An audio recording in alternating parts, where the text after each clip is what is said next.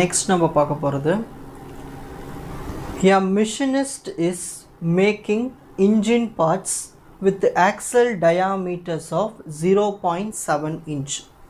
ஒரு மெஷினிஸ்ட் என்ன பண்ணுறாருன்னா இன்ஜின் பார்ட் தயாரிக்கிறாரு. அந்த ஆக்சல்னுடைய டயாமீட்டர் வந்து 0.7 inch. அப்போது population mean 0.7 inch. A random sample of 10 parts, அப்போ n is equal to 10, shows a mean diameter of 0.742. நல்லா கவனிங்க, இதில் தான் அந்த சாம்பிள்னு ஒரு வார்த்தை இருக்குது, அது கூடவே மீன் இருக்குது. அப்போ இந்த சாம்பிள் மீன் தான் நம்ம 0.742. அப்போ எக்ஸ் பாருக்கு வந்து 0.742.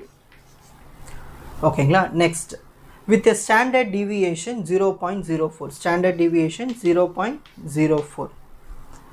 Compute the statistic you would use to test whether the work is meeting the satisfaction. So சாட்டிஸ்ஃபேக்ஷனாக இருக்கா இல்லையான்னு நம்ம செக் பண்ணி பார்க்க போகிறோம். அவங்க கிரேட்டர்னு சொல்ல லெஸ்ஸர்னு சொல்ல சாட்டிஸ்ஃபை ஆகுதா இல்லையா. அப்போ நாட் ஈக்குவல் டு டெஸ்ட் தான் வரும், டூ டெயில் டெஸ்ட்.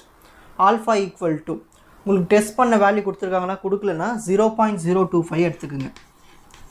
0.025 இதெல்லாம் டி டெஸ்ட்டுக்கு எப்பயுமே டிஃபால்ட்டாக 0.025 எடுத்துக்குங்க. df is equal to n minus 1. என்ன இருக்குங்க 10, 10 minus 1 என்ன வரும் 9. ஸோ df வேல்யூ வந்து 9. அப்போ நம்ம டேபிள் என்ன பார்க்கணும், 0.025ல் 9 பார்க்கணும். பார்த்தோம்னா வேல்யூ வந்து 2.262 வரும். இது பின்னால் நம்ம டேபிள் வேல்யூ பார்க்கலாம். இப்போ அசியூம் பண்ணிக்கிறோம் இந்த எக்ஸ் பாரும் இந்த மியூ ஈக்குவல்னு. கொஷின் என்ன கேட்டிருக்காங்க, you would use to test whether the work is meeting the specification.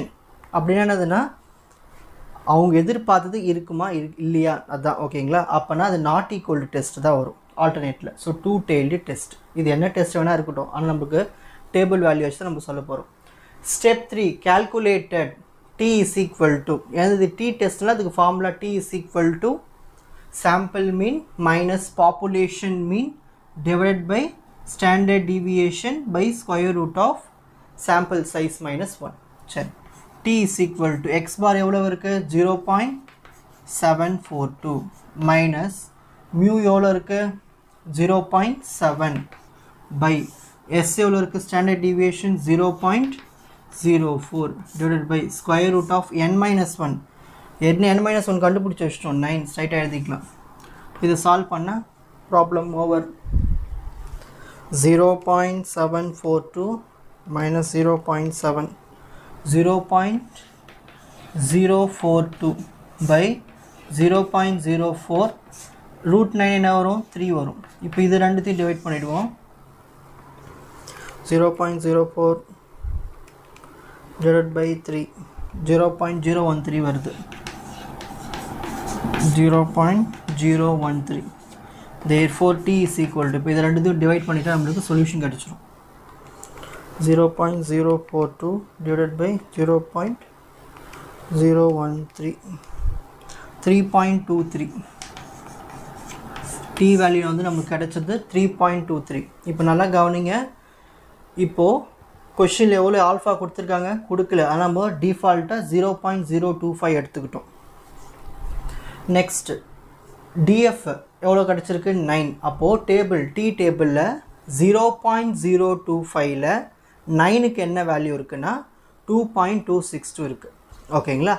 இப்போ அந்த வேல்யூ எடுத்துக்கிறோம் 2.262. நம்ம கண்டுபிடிச்ச டி வேல்யூ எவ்வளோ வருது 3.23. அப்போ நம்ம கண்டுபிடிச்ச வேல்யூ வந்து அதிகமாக இருக்குது டேபிள் வேல்யூ விட. அப்போது இந்த ஹைபோதேசிஸ் நல் ஹைபோதேசிஸை ரிஜெக்ட் பண்ணிடணும். So reject null hypothesis. உங்களுக்கு இந்த கண்டென்ட் ஈஸியாக புரிஞ்சிருக்கும்னு நினைக்கிறேன். வாட்ச் அதர் எபிசோட்ஸ் இன் த appropriate playlist. Four G silver academy strength success directive. வணக்கம்.